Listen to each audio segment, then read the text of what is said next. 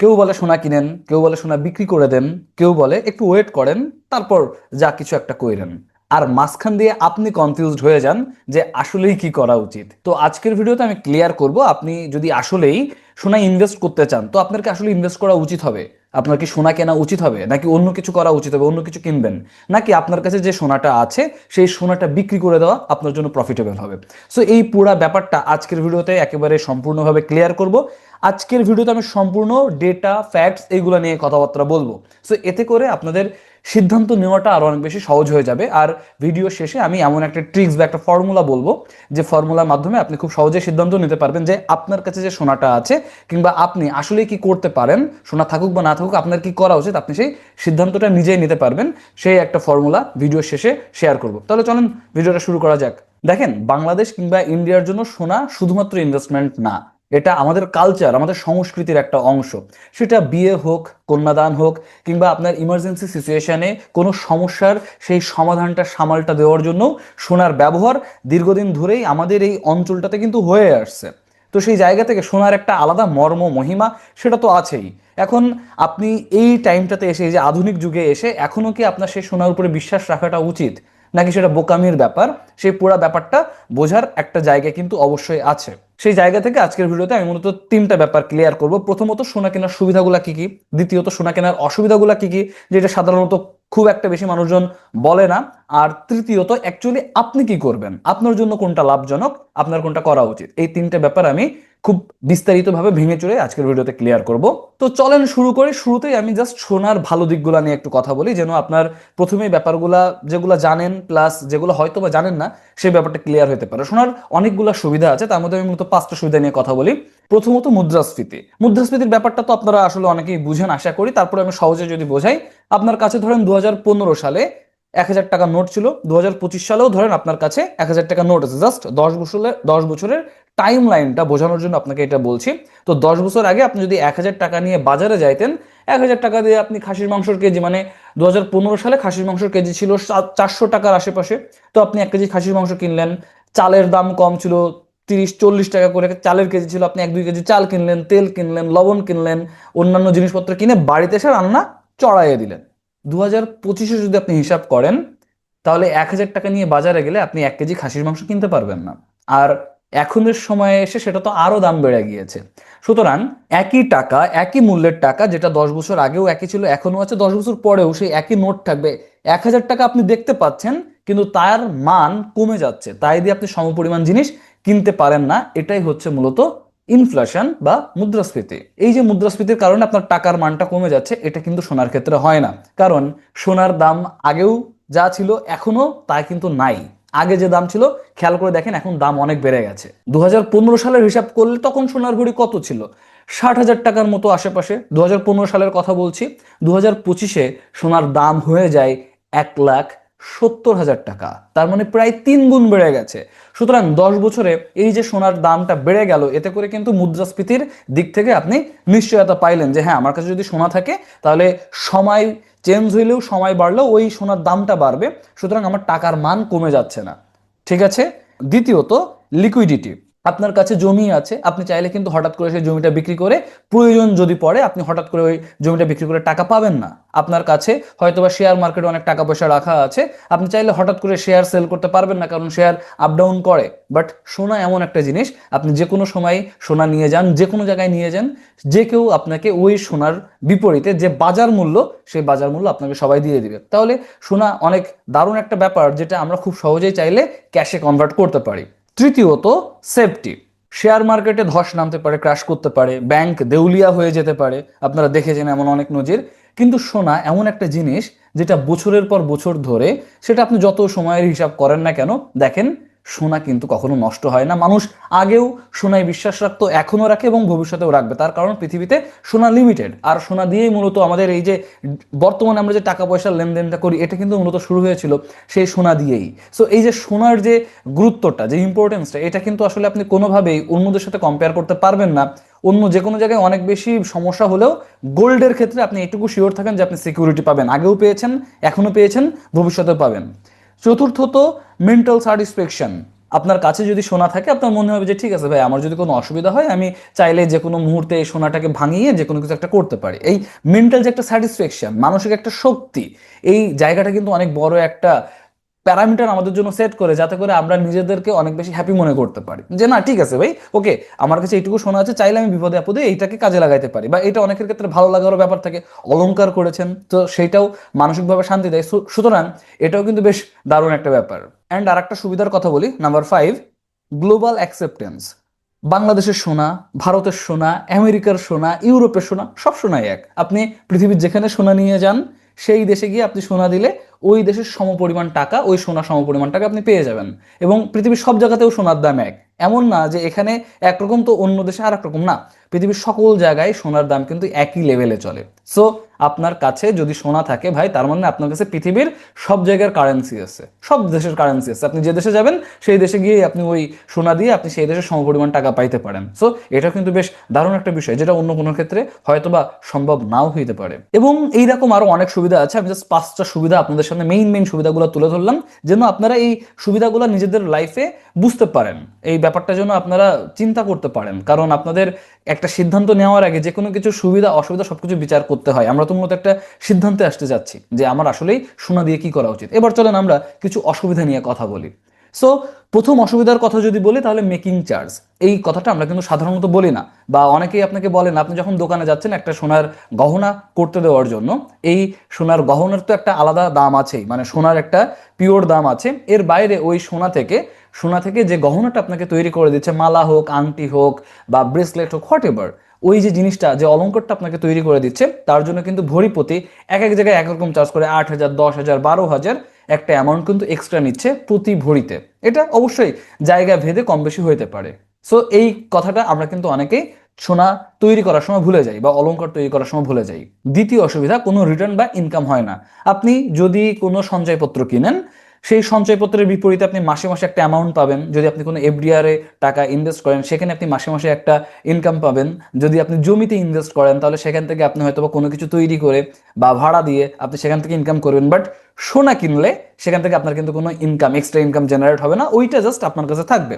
ঠিক আছে, হ্যাঁ দাম কমছে না, কিন্তু এক্সট্রা কোনো রিটার্নও আনছে না কিন্তু। ওকে, সো সোনাটার এই বড় একটা ব্যাপার আছে যে ওটা দাম ঠিক থাকে, দামে মানে সমস্যা হয় না, মার্কেটের সাথে ভালোই যায়, বাট মানে ওখান থেকে কোনো ইনকামটা আসে না। সো আপনার ইনকাম জায়গাটা বন্ধ হইতে পারে ওই দিক থেকে। তৃতীয় অসুবিধা, সিকিউরিটি রিস্ক। আপনি সোনা কিনে রাখবেন কোথায়? আপনার বাড়িতে। ডাকাতি করে নিয়ে গেলে কি হবে? আপনি সোনা পরে বাইরে ঘুরতে যাবেন, ছিনতাই করে নিয়ে গেলে কি হবে? সো সিকিউরিটির একটা ব্যাপার কিন্তু থাকেই। সো সিকিউরিটি আপনাদেরকে অবশ্যই এটা এনশিওর করতে হবে যে না ঠিক আছে, আমি যদি গোল্ড কিনি, আমি এনাফ সিকিউরিটি এনশিওর করতে পারবো কিনা।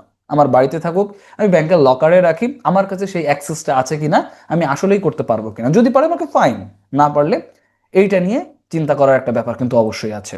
নাম্বার 4, লো রিটার্ন। অনেকেই আসলে এই ব্যাপারটা হয়তো বা বুঝতে কষ্ট হইতে পারে। চলেন আমি আপনাদেরকে ব্যাপারটা একটু ভেঙে চুরে বোঝাই। সোনাতে আপনি তুলনামূলক যে রিটার্নটা পান, তাতে করে মুদ্রাস্ফীতিকে বিট করতে পারলেও রিটার্নটা কিন্তু খুব একটা বেশি দেয় না। খুব সহজ একটা এক্সাম্পল দিয়ে বোঝাই, ধরেন 2005 সালে আপনি সোনাতে 1 লাখ টাকা ইনভেস্ট করছেন।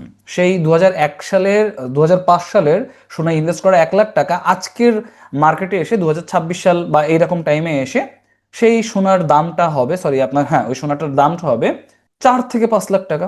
সো এই যে 4 থেকে 5 লাখ টাকা পাইলেন, শুনে মনে হইতো ভালোই তো, যে 2005 সালে আমি 1 লাখ টাকা ইনভেস্ট করেছিলাম, এখন সেটা 5 লাখ টাকা হয়ে গিয়েছে, খুব ভালো ব্যাপার। বাট ওই সমমূল্যের টাকা আপনি যদি স্টক মার্কেটে শেয়ার করতেন এবং বুঝে শুনে শেয়ার করতে পারতেন, 2005 সালে ওই 1 লাখ টাকা ইনভেস্ট করলে আজকের দিনে এসে ওই টাকাটা অ্যাটলিস্ট 10 লাখ হইতো বা তারও বেশি। সো দেখেন, একই অ্যামাউন্ট আপনি সোনায় রাখলেন, স্টক মার্কেটে রাখলেন, রিটার্নটা স্টক মার্কেটে আমরা ডাবলের বেশি পাচ্ছি, সোনাতে তুলনামূলক কম রিটার্ন আসছে। ঠিক আছে, সুতরাং এটাও কিন্তু লো রিটার্ন, সেটারও কিন্তু একটা ব্যাপার থেকেই যায়।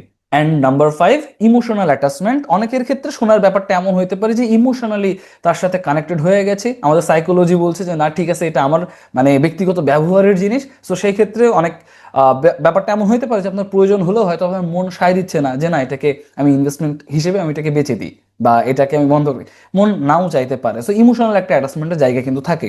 সো এই হচ্ছে মূলত সোনার বেশ কিছু সুবিধা এবং অসুবিধা, দুইটা নিয়ে কথা বললাম। এখন প্রশ্ন হচ্ছে আপনি আসলে কি করবেন। এতক্ষণে আপনি নিশ্চয়ই বুঝে গেছেন সোনা আসলে ভালো নাকি খারাপ, কারণ অনেক কিছুই তো বললাম। বাট দ্য কোশ্চেন ইজ আপনি কি করবেন। ওকে, এই জায়গা থেকে আমি কিছু অনেস্ট অপিনিয়ন শেয়ার করি যে বিষয়গুলা আপনাদেরকে অবশ্যই সিদ্ধান্ত নিতে সহজ করবে। একটা কথা আছে, আপনার হয়তোবা শুনেছেন, জমি কিনলে রাজা, সোনা কিনলে আধা, আর কাপড় কিনলে গাধা। এইটা বলার পিছনে বেশ গুরুত্বপূর্ণ একটা কারণ আছে। কারণ কি জানেন, জমি, সোনা, এ প্রত্যেকটা জিনিস হচ্ছে সেফ ইনভেস্টমেন্ট। যদি আপনার কাছে টাকা থাকে আপনি সোনা জমিতে ইনভেস্ট করেন, যদি আপনার কাছে টাকা নাও থাকে টাকা জমিয়ে নিয়ে সোনা জমিতে ইনভেস্ট করেন। কিভাবে? দেখেন, আপনি যদি একটা জমিতে ইনভেস্ট করতে চান, হঠাৎ করে বড় অ্যামাউন্ট আপনি ইনভেস্ট করতে পারবেন না। কারণ জমির ক্ষেত্রে একটা বড় অ্যামাউন্ট লাগে, আপনি যে সংখ্যক জমি কিনেন না কেন সেখানে আপনার ওই ইনভেস্টমেন্টের অ্যামাউন্টটা বড় হয়। কিন্তু আপনি যদি সোনা করতে চান, অল্প অল্প করে আপনি সোনা, অল্প অল্প করে প্রতি মাসে টাকা জমিয়ে তাই দিয়ে আপনি সোনা ইনভেস্ট করতে পারেন। অ্যান্ড যে সোনাটা আপনি তৈরি করছেন ওই সোনাটা আলটিমেটলি আপনি ব্যাংকে যদি ফেলে রাখতেন টাকা, তার পরিবর্তে অনেক বেশি বেশি রিটার্ন দিচ্ছে। এবং এইটা আপনার বিপদের দিনে আপনার সঙ্গী হইতে পারে। যদি বিপদের দিনে সঙ্গী নাও হয় তাও কিন্তু আপনার টাকার মানটা কমছে না, টাকার মানটা নিয়মিত বাড়ছে, মানে ওই সোনার দামটা নিয়মিত বাড়ছে। সুতরাং আপনি কিন্তু সেফ জোনে থাকছেন। সো মাসে মাসে আপনি অল্প অল্প করে ইনভেস্ট করে সেটা দিয়ে সোনা করা অবশ্যই একটা ওয়াইজ ডিসিশন। আর তারপরে আপনি যদি জমিতে ইনভেস্ট করতে চান সেই ক্ষেত্রে বেশ অনেক দিন ধরে অনেকগুলো টাকা ম্যানেজ করে তারপর আপনি জমিতে ইনভেস্ট করতে পারেন। সুতরাং সোনা জমি এইগুলোতে সবসময় ইনভেস্ট করা সবার জন্য একেবারে বুদ্ধিমানের কাজ। আপনি একটা ফোন কিনে বাজার থেকে নিয়ে বাড়িতে আসবেন, বাজার থেকে ফোনটার দাম ছিল যখন আপনি কিনেছিলেন 1 লাখ টাকা দাম ছিল, আপনি এসে যখনই ওই ফোনটা ইনটেক অবস্থা থেকে আপনি যখন কেটে ফেললেন এসে বাড়িতে নিয়ে এলেন, আপনি যদি আজকেই বিক্রি করতে চান অ্যাটলিস্ট 20,000 টাকা দাম কমবে। সোনার ক্ষেত্রে কি তা হয়? হয় না। ঠিক আছে, দেখেন ছোটবেলা থেকে আমাদেরকে কিন্তু কেউ কখনো ইনভেস্টমেন্টের ব্যাপারটা শেখায় নাই। অর্থাৎ আপনি যে টাকাটা ইনকাম করছেন, করো ইনকাম, কিন্তু সেটা খরচ করবা কি করে, সেটা ইনভেস্ট করবা কি করে, এইটা কেউ শেখায় নাই। খুব বেশি হলে মিডিল ক্লাস ফ্যামিলি বা লোয়ার মিডিল ক্লাস ফ্যামিলিতে যেটা হয় যে হ্যাঁ টাকাটা তুমি সেভিংস অ্যাকাউন্টে রেখে দাও, ফিক্সড ডিপোজিট করো, এটাই এটাই বলা হয়েছে। এর বাইরে কিন্তু খুব একটা বেশি আমাদেরকে ইনভেস্টমেন্ট নিয়ে কেউ শেখায় নাই। সো ইনভেস্টমেন্ট এটা কিন্তু শেখার অনেক গুরুত্বপূর্ণ একটা ব্যাপার। আমাদের এই চ্যানেলে আমরা চেষ্টা করব নিয়মিত ইনভেস্টমেন্ট রিলেটেড বিভিন্ন বিষয় আপনাদের সামনে তুলে ধরার জন্য, যেন আপনারা সিদ্ধান্ত নিতে পারেন। এইবার তাহলে আসে যে সোনায় ইনভেস্ট করতে গেলে আমাদের হাতে কি কি অপশন আছে, অ্যাভেলেবেল অপশন কি কি আছে। সোনায় ইনভেস্ট করার জন্য আপনি চাইলে ইএফটিতে ইনভেস্ট করতে পারেন, ডিজিটাল গোল্ড কিনতে পারেন, বন্ড কিনতে পারেন, অনেক অপশন আছে। বাট এই একটাও আসলে বাংলাদেশে বসে আপনি প্রপারলি অ্যাক্সেস করতে পারবেন না। ওয়ার্ল্ড ওয়াইড বিভিন্ন মানুষজন এগুলো করতে পারে, বাংলাদেশে এগুলোর অ্যাক্সেস নাই। বাংলাদেশে সোনা কিনতে গেলে হয় আপনাকে বার কিনতে হবে, কয়েন কিনতে হবে, আর তা না হলে আপনাকে অলংকার বানাতে হবে। এবার বার বা কয়েন যদি আপনি বানান বা কিনেন সেক্ষেত্রে সমস্যা যেটা, এর কিন্তু কোনো সার্টিফিকেশন নাই। সো এই সার্টিফিকেশন যদি আপনার না থেকে থাকে, মানে কেউই আপনাকে সার্টিফিকেশন দিতে পারবে না, আপনি যে সোনার দোকানদারের কাছ থেকে করছেন তারাও দিতে পারবে না। তারা কিনে আনছে সবকিছু করছে বাট তারাও আপনাকে সার্টিফিকেশন দিতে পারবে না। আর এই সার্টিফিকেশন যদি না দিতে পারে এটা কিন্তু এক ধরনের অবৈধ একটা ব্যাপার হতে পারে। সুতরাং সেই ক্ষেত্রে আইনি জটিলতা যদি কখনো তৈরি হয় আপনি বিপদে পড়তে পারেন। আর যারা সার্টিফিকেশন দেয় 6 থেকে 7 জন আমার জানা মতে আছে যারা সার্টিফিকেশন দিতে পারে, বা কোম্পানি আছে যারা দিতে পারে, কিন্তু তাদের নাগাল পাওয়াও সাধারণ মানুষের জন্য খুব একটা বেশি সহজসাধ্য ব্যাপার নয়, বা নাগাল পাবেন না আপনি, আপনি জানেনও না যে তারা কারা অ্যাকচুয়ালি। সো সেই জায়গা থেকে আপনার জন্য সব থেকে সহজ উপায় হচ্ছে ভাই অলংকার করে রাখা। সো আপনি অলংকার করে রাখতে পারেন। সেটা হয়তোবা আপনি হয়তোবা এখন সোনার জিনিস পরে বাইরে যাইতে পারবেন না, খুবই রিস্কি ব্যাপার, বাট তারপরেও আপনাকে হয়তো একটা মেন্টাল স্যাটিসফ্যাকশন দিবে, একটা সেম টাইম আপনার টাকাটা তো সেফ থাকলো। অ্যান্ড আপনি খেয়াল করে দেখেন আপনার আফটার এ টাইম আপনার বয়স যখন, আপনার বয়স এখন হয়তো 25, 30, 35, 40, বাট যখন আপনার বয়স 60 হবে তখন আপনার তো একটা সাপোর্ট প্রয়োজন। সেই সময় আপনাকে সাপোর্টটা দিবে কি? আপনি মনে করছেন আপনার যখন রিটায়ারমেন্টে যাবেন তখন হয়তো আপনি যে এখানে জব করছেন সেখান থেকে 50 লাখ আপনাকে রিটার্ন দিবে বা 50 লাখ আপনাকে পেনশন হিসেবে দিবে। বাট 50 লাখ টাকা আজকের দিনে মনে হইতে পারে অনেক বড় অ্যামাউন্ট, বাট আপনি যখন 60 বছর বয়সে যাবেন, যদি এখন 40 হয়ে থাকে, 20 বছর পরে 50,000 টাকার মান কোথায় গিয়ে দাঁড়াবে হিসাব করেছেন? ইনফ্লেশনের কারণে 20 বছর পরে গিয়ে এই 50 লাখ টাকার মান তৎকালীন সময়ে গিয়ে দাঁড়াবে, মাত্র 20 বছর পরের কথা বলছি, অর্থাৎ 2026 সালে যে টাকা 50 লাখ, এখান থেকে 20 বছর 2046 সালে গিয়ে ওই টাকার মান দাঁড়াবে 10 লাখে, মাত্র 10 লাখে। সুতরাং আজকে আপনার মনে হচ্ছে যে 50 লাখ অনেক বড় অ্যামাউন্ট, কিন্তু যখন আপনি রিটায়ার করছেন তখন ওইটার তৎকালীন বাজারের হিসাব অনুযায়ী সেই টাকার মান হবে মাত্র 10 লাখ। সুতরাং কি পরিমাণ ধোকাতেই না আপনি পড়ে আছেন। তখন যদি আপনাকে সাপোর্ট দেওয়ার কেউ না থাকে, আপনি তখন কি করবেন? আপনি এখন মনে করছেন সবকিছু ঠিকঠাক আছে, এখন আপনার হাতে অনেক কিছু করার অপশন আছে, আপনার এখন শক্তি আছে, আপনি এখন চাইলে কাজ করতে পারেন, কিন্তু ওই 60 বছর বয়সটা যখন হবে তখন এত শক্তি থাকবে তো? তখন আপনাকে যদি কেউ সেই সাপোর্টটা না দেয়, আপনি নিজে নিজে চলতে পারবেন তো? তাহলে ওই সময়ের সেফটির জন্য, ওই সময়ে ভালো থাকার জন্য আমাদের এখন থেকে চিন্তা করা উচিত। আপনি বলতেই পারেন যে ওই সময় বাঁচবো নাকি বাঁচবো না আমরা তো জানি না। এটা আমরা কেউই জানি না, সৃষ্টিকর্তার দুনিয়াতে কে কতদিন থাকবো কেউ জানি না, বাট আপনি থেকে গেলেন। এভারেজে গড় আয়ু 70-72 বছর, সো আপনি থেকে গেলেন। যদি থেকে যান, তখন কি করবেন? তখন আপনি কি আসলেই আর একটা চাকরি খুঁজতে পারবেন? তখন কি আপনার শারীরিক মানসিক সে শক্তিটা থাকবে? থাকবে না তো, তাই না? নিজের কাছে কোশ্চেন করে দেখেন, অ্যান্সার নিজেই পেয়ে যাবেন। সুতরাং ইনভেস্টমেন্ট কেন করা দরকার সেটা আশা করি বুঝে গিয়েছেন। সো ইনভেস্টমেন্ট শুরু করেন। অবশ্যই যে যে যে জায়গা থেকে আছেন ইনভেস্টমেন্ট শুরু করেন। তবে হ্যাঁ, যদি সোনার ইনভেস্টমেন্টের কথা বলেন, আপনার টোটাল পোর্টফোলিওর 20%-এর বেশি ইনভেস্ট করবেন না, কোনো ক্ষেত্রেই না। মানে ইনভেস্টমেন্টের ক্ষেত্রে আমাদের অবশ্যই একটা রুলস মাথায় রাখতে হবে, আমরা সকল টাকা, আমার যত টাকা আছে সব এক জায়গায় ইনভেস্ট করব না, ভাগ ভাগ করে। সব টাকা আমি স্টক মার্কেটে দিব না, সব টাকা আমি সোনায় রাখবো না, সব টাকা আমি জমিতে দিব না, সব টাকা আমি সঞ্চয়পত্র কিনবো না, সব টাকার আমি এফডিআর করবো না, ভাগ করে রাখবো। আমার কাছে 10 লাখ টাকা আছে, 2 লাখ সোনা, 2 লাখ জমি, 2 লাখ এফডিআর, 2 লাখ সঞ্চয়পত্র, এইভাবে ভাগ করব। 2 লাখ বিজনেস, ওকে। আমি নিজে নিয়মিত সোনায় ইনভেস্ট করি, এফডিআর এ টাকা রাখি, ডিপিএস করি, পাশাপাশি আমি কিন্তু নিজের বিজনেসের জন্য ইনভেস্ট করি। নিজেদের বিজনেসের জন্য প্রচুর ইনভেস্টমেন্টেরও প্রয়োজন পড়ে। সো সবকিছু কিন্তু একেবারে ভাগ করে করে নিয়েই আগানোটা একটা বুদ্ধিমানের কাজ। কারণ সবসময় আপনার সকল ইনভেস্টমেন্ট একটা পোর্টফোলিওতে রাখলে যদি কোনো সমস্যা হয় তখন কি করবেন? এই জন্যই আজ থেকে শুরু করেন, অল্প অল্প করে শুরু করেন। শুরুটা অল্প হোক, কিন্তু শুরুটা হোক। শুরুটা করা সব থেকে কঠিন। আশা করি সবাই ব্যাপারটা বুঝতে পেরেছেন এবং আজ থেকে ইনভেস্টমেন্টের জন্য আপনারা সেই একটা ছোট সেভিংস হইলেও সেটা করবেন। যদি মনে করেন যে হ্যাঁ, আপনাদের পার্সোনাল কোনো ধরনের ইন্টারাকশনের প্রয়োজন আছে, মানে আপনি পার্সোনালি আমার সাথে বসে আপনার পোর্টফোলিও শেয়ার করে সেখান থেকে আপনি কিভাবে ইনভেস্টমেন্ট পোর্টফোলিওর দিকে যাইতে পারেন, কিভাবে আপনি পুরো ব্যাপারটা ম্যানেজ করতে পারেন, সেই পুরো ব্যাপার আমার সাথে খোলামেলা ডিসকাশন করতে চাচ্ছেন, অবশ্যই আপনি সেটা করতে পারেন। তার জন্য আমি ডিসক্রিপশন বক্স এবং পিন কমেন্টে লিঙ্ক দিয়ে রাখবো, সেখান থেকে আপনি আমার সাথে একটা অনলাইন সেশনে বসতে পারেন। তখন আমরা হয়তো আরো বিস্তারিত আলোচনা করতে পারি। এই আর কি। ভালো থাকেন সবাই। আপনাদের অন্য কোনো কিছু জানার থাকলে অবশ্যই কমেন্ট বক্সে কমেন্ট করে জানাবেন। দেখা হবে পরবর্তী ভিডিওতে। টাটা।